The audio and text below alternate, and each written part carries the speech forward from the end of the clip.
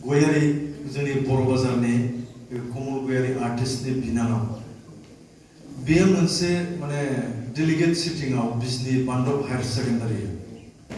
दोंसे माने हारि मोजां मोननाय हारि अनफावरि मेथाइ रोजाबदों आरो आंबो जे ओजोंहाय फान्थाया सोलोंखुमानानै दङ आं ओरै फैयाखैमोन आरोना फ्रन्टआव फैथ'वाखैमोन आं गिटारबो रोंबाय हातजोंनो गिटार दामनानै खननोबो आं हाबाय फुल्लि कनफिडेन्ट फैखाबाय आरो आंनि सायाव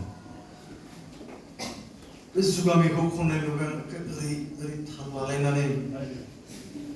बडि मुभमेन्ट जालायनाय आरोखि हाब आं साननाय बिदि गानखौथ' आं हारसिंनो सोलोंबाय थायो माथो बोरैबा इसोरा खननो लिंहरहोयोब्ला आं खनगौ आरो बिदि साननानै दंबाय थायो आंखौ बिष्णु जोंना बे बिष्णु जोंनि क्लासाव बिष्णु गैयामोनबा बे लाना थांदों बे मिटिङाव नोंनि गाना मोजांथारलै होननानै दा बेखौबो आं बावनो हाया थिग बिदिनो साहा लोंनाय बे डेलिगेट सिटिं समाव साहा लोंनाय माबा जादों बेयाव सोरबा गान खनग्रा दङ नामा हामबाय जोब्बाय आङो होनबाथ' फैमारबाय आंनि भाग्यआव खुलिमारबाय मासुम बेस्ताव जोब्बाय हाला मानसिफ्रा गिगोन नों आं गोरोन्थियावबो आं हमनो हायासैलै जाबाय जोंसा गान खननो आं लुबैदों बे बुंनायखाय ना हाब नंगौ नामा सार नैबे गान खननोनो बे समाव गोमस्रांमोन क'क्राझार डिस्ट्रिक्ट आनडिभाइडेड माने दुलाराय बर' फरायसा आफादनि बे भाइस प्रेसिडेन्टमोन आरो नंगौ नामा फै फै फै बे आं बिमाय जायोलै बेखौ फैबानायसो फै फै गिटारखौ लानानै थांबाय आं खनहैबाय नंमारगौ नंमारगौ सुबुंनि मोजां मोननाया अनजिमा गैया दिनै गेवलांदों गाबोननो सिरिलांदों बिबारनि फायखिया मोख्रेबलांदों नंखाय मोजां मोननाय थगायनायसो नंखाय मोजां मोननाय बुरखायनायसो होननायमोन आरोखि बे मेथाइआ दाबो दं आं बेखौ दा रोजाबगोन बे रेकर्डिंबो जायाखै आं बे गान लिरग्रा मानसिनाव बहुतबार बिहैबाय हाजारबार बिहैबाय जाम्बा मानो हरा जाम्बा होननानैबो बिराद रायबाय आं बे मानसिखौ नोंनोखौनो आं रेकर्डिं खालामना होगोन दे आं फैसा बाहायना होगोन बेखौबो मानिया बे माने गावबो रोजाबनो हानाय कनफिडेन्ट गैया बे राफोदाय रहेन राफोदाय नाम रेडिअ आर्टिस्ट बेसारा जियानो जायाथों आं बेखौबो थेंक्स होयो बिनिबो आंनाव बिराद इनकारेज दङ बिनिफ्राय फैयै फैयै आं फ्रन्टआव माने ओंखारबोनाया माने बलांगुरि बेयाव भलन्टियार्स फर्सनि फार्स्ट कनभेनसन जादोंमोन भलन्टियार्स फर्स दाजेननाय बेयाव उर्खाव ब्रह्मआ नि सिगाङाव आं रोजाबजेननो मोन्दों आरो बेयाव आं दोंसे आर'ज मेथाइ रोजाबदोंमोन बेखौ आं बुंलायला बेयावनिफ्राय बे मोजां हाब माथो खनमारो नोंना गाराङा मोजांथ' नोंनाव गान दंबावो नामा दङ मानो गैया दिनै रोजाबबावनाय बे रोजाबबावबाय आंनो हारसिंनो दामनानै आरो आंजों दा थाब्ला आं दा खननो रोङालाय बे समाव बेना आं थाब्लानि आंनाव खोमा हाबाखैमोन आरो बे समाव खालि गिटारनिल' बे बुनाय स्टाइल माबाफ्रा दङमोन आरो कर्ड जोंहा ओमफ्राय बे बुनायनि रोखोम दंना बैहाय माने मा तालाव माबायदि बुलांनांगौ बे ताला बे नोंखौ गोसोखांनानै लिरदोंमोन गांसे लाइजाम होननायखौ आङो रोजाबदों आरो फाग्ला जाबाय बिसोरो आरो दंबावो नामा मानो गैया बे समाव मखास्थ' खनजोबो आरोखि आं दासो मखास्थ' हाला आरो बे थार्डआव आंनि बे दहाय होननायखौ आं रोजाबबावबाय आरो फाग्ला जाबावबाय बिसोरो सोर लिरा जाबाय आं लिरनायखौ खिथाजोब्बाय मिटिं जाफैनाय टाइम जाबाय बिदिनो जादों दा फैयै फैयै ओमफ्राय बे सोमावसारफुनाय जाफुबाय थानायावनो फुंखा महिलारि होननाय बिथांखौ आं लोगो मोनबाय बिथाङा बुंबाय बे रेल रक' हाइवे रक'आव आं गान खनस्रोबाय थायो बेखौ बे खोनाबाय थायो आरो स्रि स्रि नोंखौ क'क्राझाराव लांनांगौलै जों हा क'क्राझार बे समाव जों क'क्राझार आरो दतमा होनब्ला बिराद बर'फ्रा मानसिफ्रा फुटबल जोग्रा बिराद गोरों गोरों भलिबल गेलेग्रा दङ होननानै आं मिथियोमोन आरो बे क'क्राझाराव आंखौ सोर जाहोनोलै आं सोरनिफ्राय मोनजागोन ओमफ्राय बे रायलायथारबायबो जाहोनाय लोंहोनाया आंनि रिक्स खिन्थु आं न'खौ लांगोन आरोखि लांनो सिंबुरबो लांजोबदों आरो ओमफ्राय रायलायबाय लिडारफोरजों बिदिनो बोरै बोरै 2-3 मासनि उनावनो बे थैसाम केसेट खालामहैलायलायनायनि माबाया फैबाय आरो बेनिफ्राय बे रोजाबनाय दाना आंहाबो माने बिमा बिफानिथ' बोसोन लाबोफेरखायाखै इसोरनि अननायाव जेखौ गोसोखाङो बेखौनो मावफ्लाङो दाना बे थैसाम केसेट खनना फैनानै जेब्ला बेखेव फुगासिनो दं हिन्जाव लाना खारफ्लांलायबायलै आंहा ओरैबायदि गाज्रि घटना माने दा गोसोखांबा थैनो लुबैलायो खिन्थु थैनायाबा आंनि थाखाय बिराद असम्भब आं थैनो बायो नैबे समायना बे एसे मोजां नुथाय नुनाय सावगारि गोनां कालारफुल बे संसारखौ आं थाब एंगारनो बायो आरो नोंथांमोनाबो मालाबाबो थैनाय सोदोबखौ दालाबो हायोब्ला डिक्सनारिनिफ्राय डिलिट खालामफैनो जोंनो गोजोन नांगौ शान्ति नांगौ मानसिनो मा नांगौ मा नांगौ थांनानै थानायाव इन्टारटेनमेन्ट नाम्बार 1 नोंथ' फरायबाय थाखागोन साख्रि मावग्राफ्रा साख्रि मावबाय थागोन फरायनायाबो गिदिरनि एम्बिसन लानानै थांगोन बेनि गेजेराव इन्टारटेनमेन्टखौबो नांगौ मानसिफ्रा सानो आं बारस'लांगासिनो दं दे एसे लावद्रायहैनोसै नङाबा मानसिफ्रा बेयावबो बिराद घटना जादों हिन्जाव लाना खारबाय लाइफिन जालायनाय जाबाय ओमफ्राय देजाहांबो जाबाय आंथ' देनायखौ गिखाया जेबो मोनखायाबो बे समाव गिनोबो रोङामोन जाम्बा सियानखासोमोन नालाय मेट्रिकखौ हले आं खुनुरुखुम खननैजों पास खालामदों कम्पार्टमेन्टेल खेबसे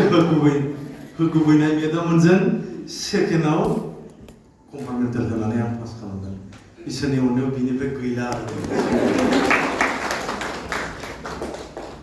ओंखायनो मेदाममोनखौ खुलुमो आं मानियो अरायबो श्रद्धा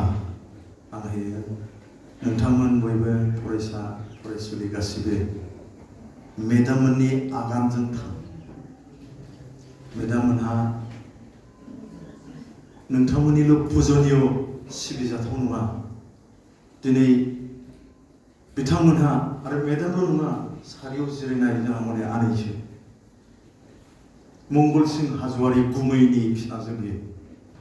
रुपाश्री हाज'वारि बिसोरखौ बामफैनाय जोङो जोनोम जाहोगोन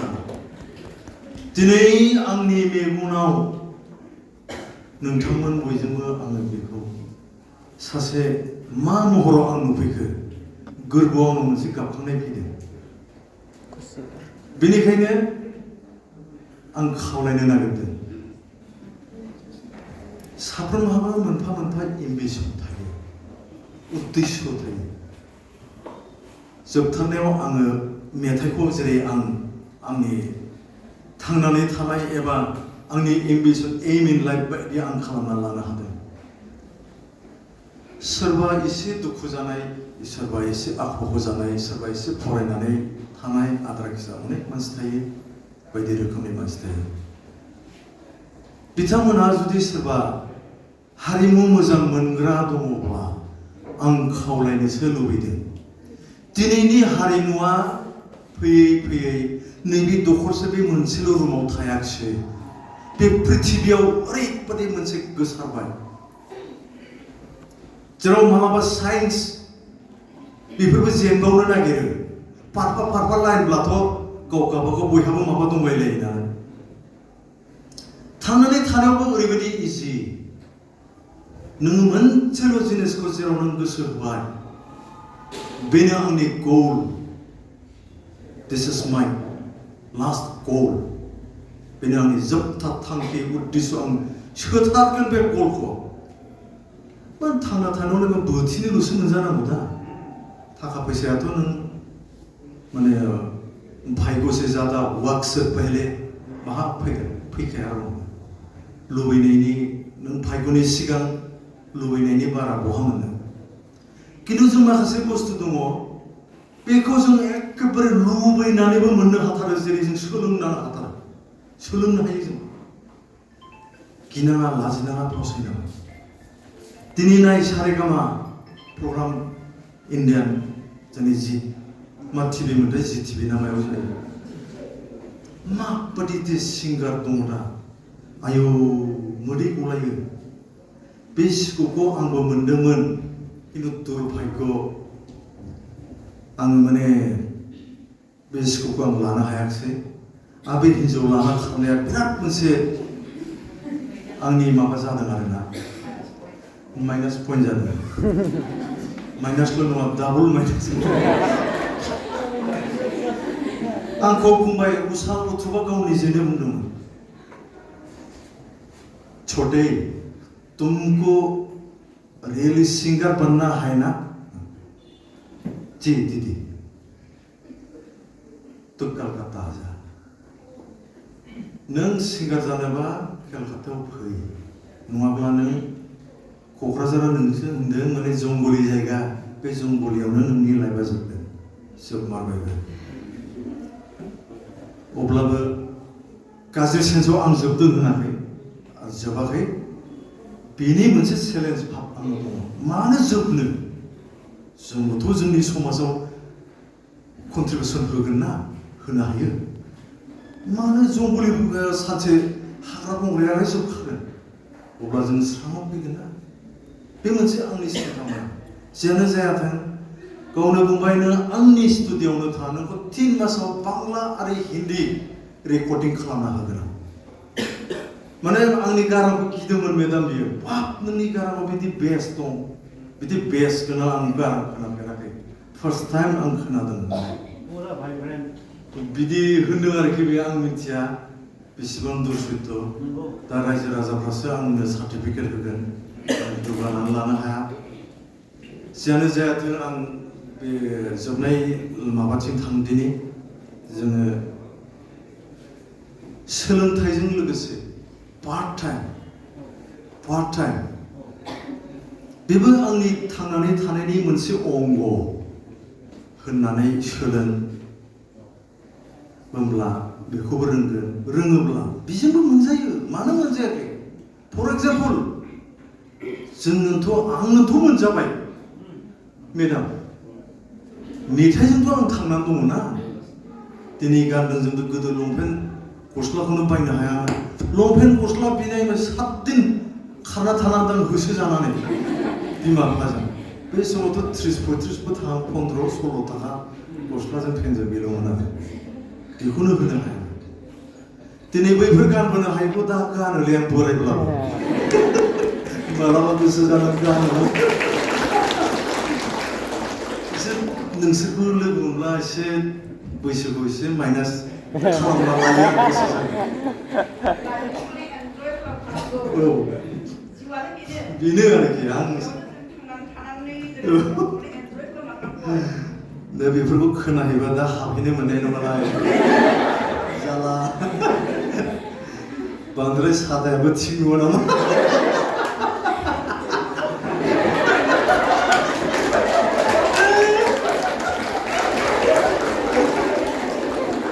जियानो जाथों बयबो आंनि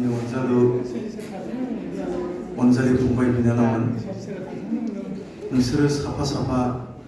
बर' हारिनि अरंबा हाथरखिल' नङा दिनै नोंसोरो फरायसा गाबोननो नोंसोरो हादोर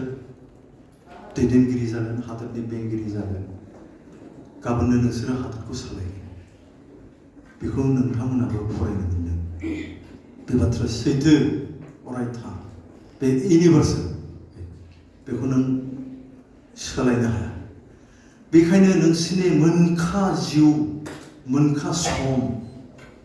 माब्लाबाबो दा ओरैनो सेकेन्डसबो ओरैनो दानाङा ज' गैया स' गैया थांबाथाय फैफिना आरो मालाबाबो बे फैफिना थोंजों खोथायाव बुङाखै मा 골든 찬스 내가 감에게 खेबसेयावनो लाखा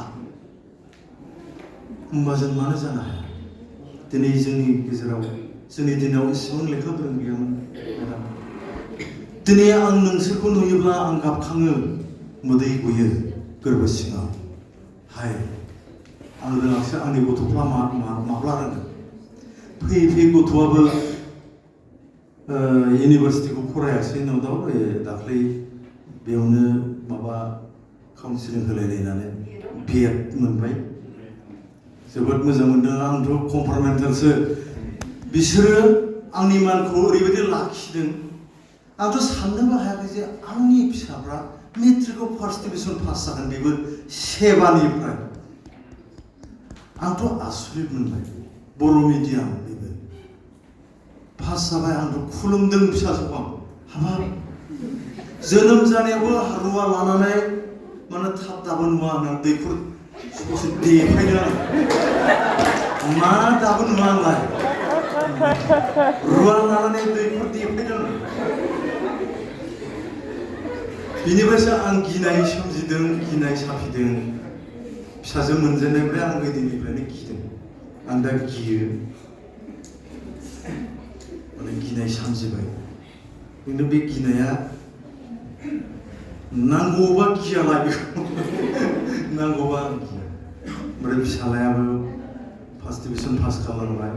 जायखिजाया आंनि मानिजों लाखिबाय बिसोर रोंला आं जेबो मिथिला आं बे मेट्रिकखौ बिसोरखौ फार्स्ट डिभिजन खालामजोबनो हाबाय आंनि लुबैनाय बायदि जोबथारनायाव बिदिनो इसोरा लाखियोब्ला प्रत्येक मासावनो जायो होननाय खोनादों आं मालाबा बिराद मोजां नोंथांमोननि अननायाव खेबसे फैबावनो लुबैदों मेडाम बेयाव खुनु थाखा फैसानि खोथा गैया बेयाव खुनु खिन्थु नों लेंनांगोन आरोखि